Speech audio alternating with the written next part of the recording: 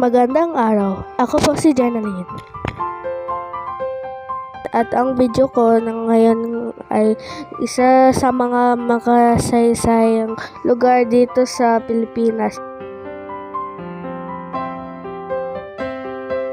Ito ang Liwasang Rizal o Rizal Park sa Ingles. Ito ay matatagpuan sa lungsod ng Maynila.